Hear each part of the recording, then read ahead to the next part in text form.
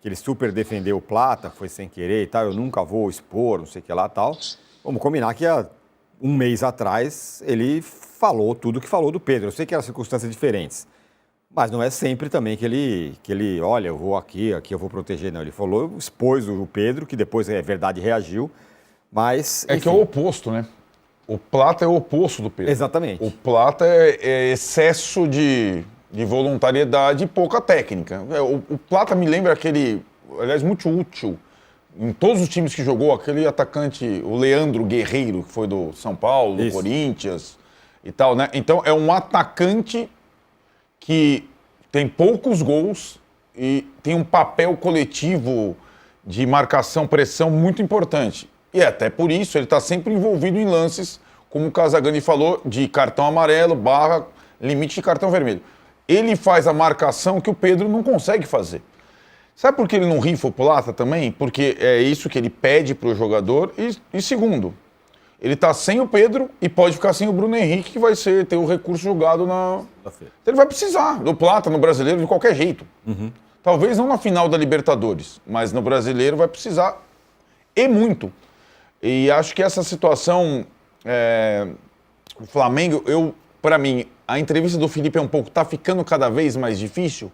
Não é só pela consistência e regularidade do Palmeiras, é porque o time dele está, de alguma forma, também esfarelando por lesão e suspensão. Ontem era o recorde de ausências. Nada comparável ao São Paulo, tá? Nada comparável ao adversário. Mas estou falando em relação ao Palmeiras. O Palmeiras tem poucos jogadores fora. O Palmeiras exibe uma vitalidade e uma capacidade de revezamento grande. A média de idade do time do Palmeiras é muito mais baixa que a do time do Flamengo. Então, o Flamengo está chegando no final da temporada com a linha para fora.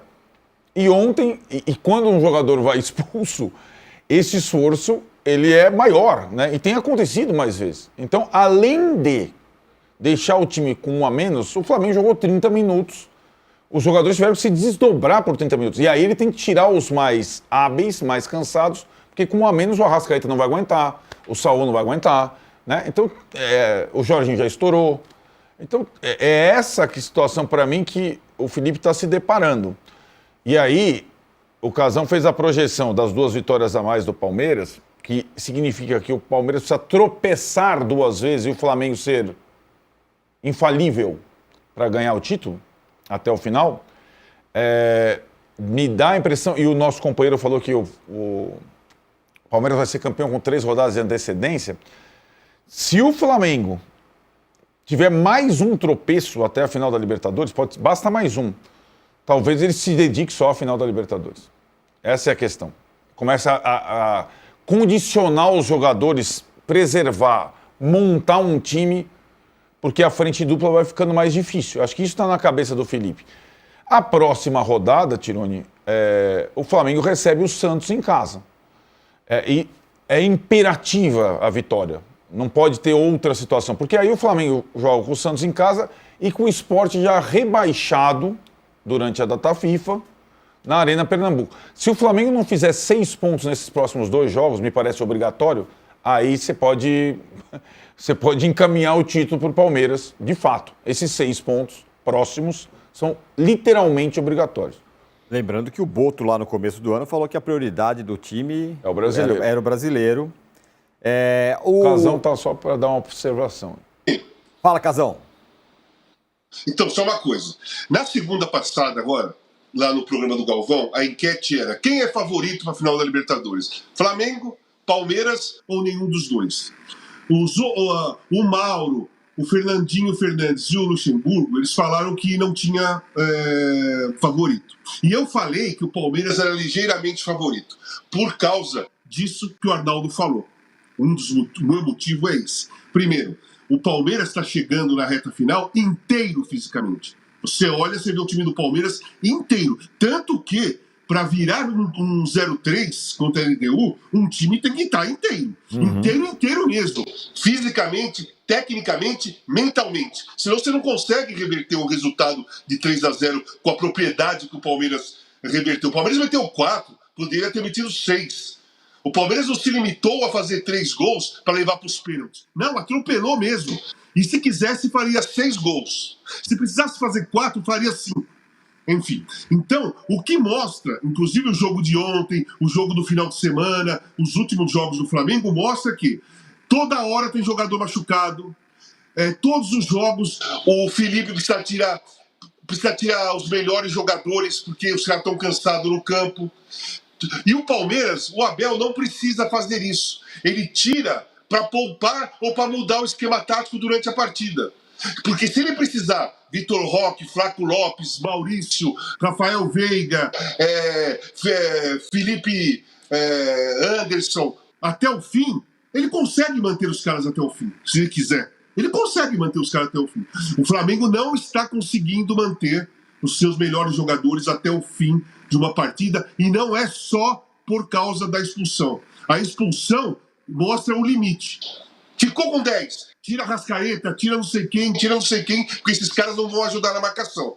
Mas se tiver 1-0 pro Flamengo num jogo difícil, tira a Rascaeta, tira Pedro, tira não sei quem, porque precisa ajudar na marcação. Então, o Flamengo, ele tá no limite físico, na minha visão, hein? Limite físico. E quando você está no limite físico, você entra automaticamente no limite técnico. Porque a condição física facilita o jogador mais técnico de agir, raciocínio mais rápido, sabe? Pensa uma jogada e consegue fazer. Quando você está no limite físico, você entra no limite técnico e mental. Você pensa a jogada, mas o corpo não vai. E é isso que está acontecendo muitas vezes com o Flamengo e o que não acontece com o Palmeiras.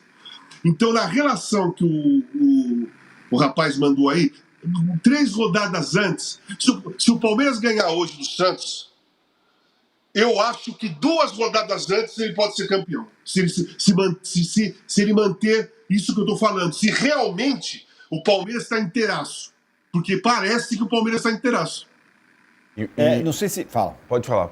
Não, é que eu ia colocar, porque bom, teve muita crítica ao Plata, claro, mas também ao Felipe Luiz, muita parte da torcida nas redes sociais criticando bastante o Felipe Luiz, e como a gente comentou aqui, ele pareceu meio resignado, tá cada vez mais difícil e tudo mais e tal.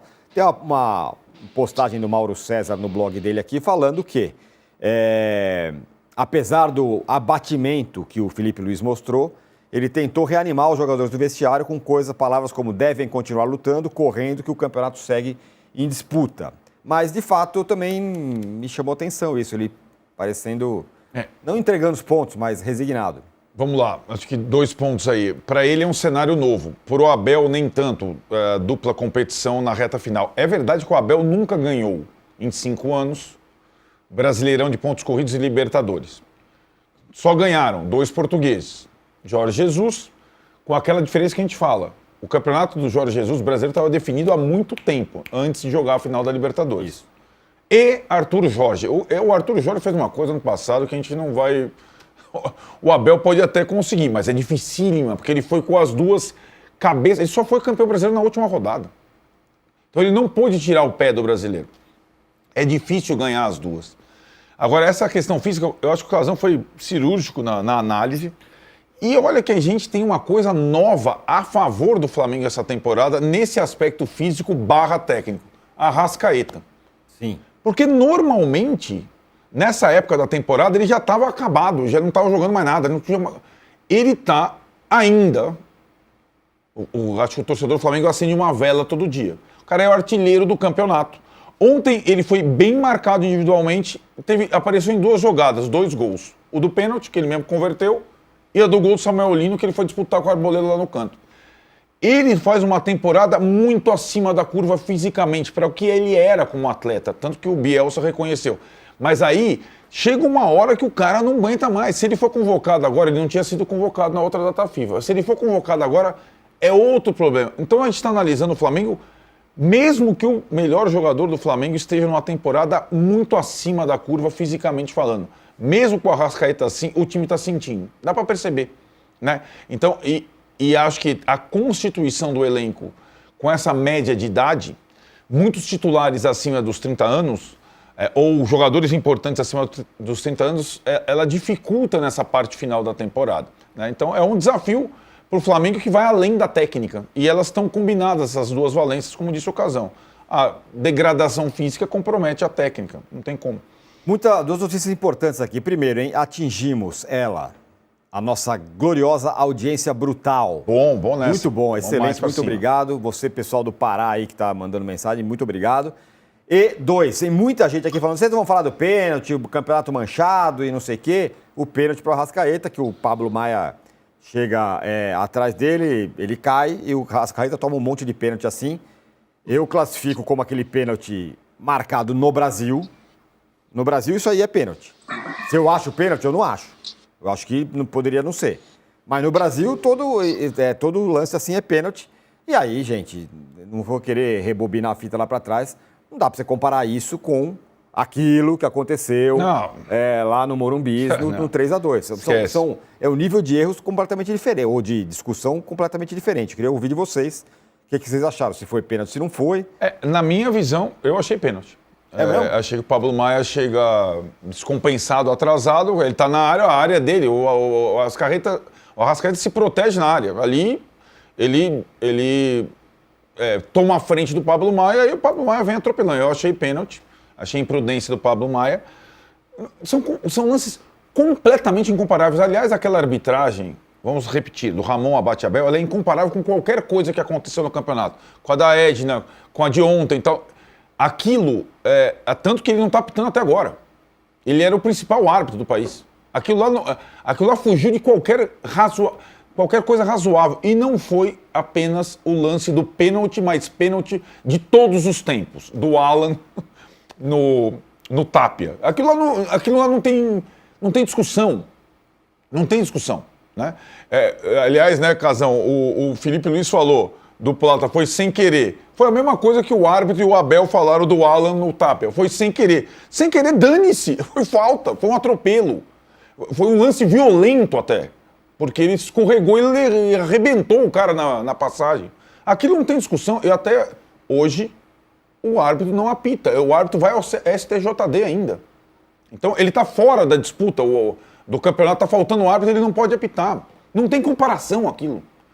Tem erro aqui, erro... Por exemplo, foi pênalti do Paulo Henrique no Arboleda, no jogo Vasco e São Paulo? Também, para mim. Então, você entendeu? São lances discutíveis. Do Jorginho no Gustavo Gomes, no outro do outro. Foi caseiro, não foi caseiro? Cara, não há nada comparável que aconteceu no Morumbi em São Paulo e Palmeiras. Nesse ano ainda não há. Espero que não exista outra coisa para a gente comparar até o final do ano. Mas aquilo não tem nenhuma comparação. Fala aí, Casão, para você.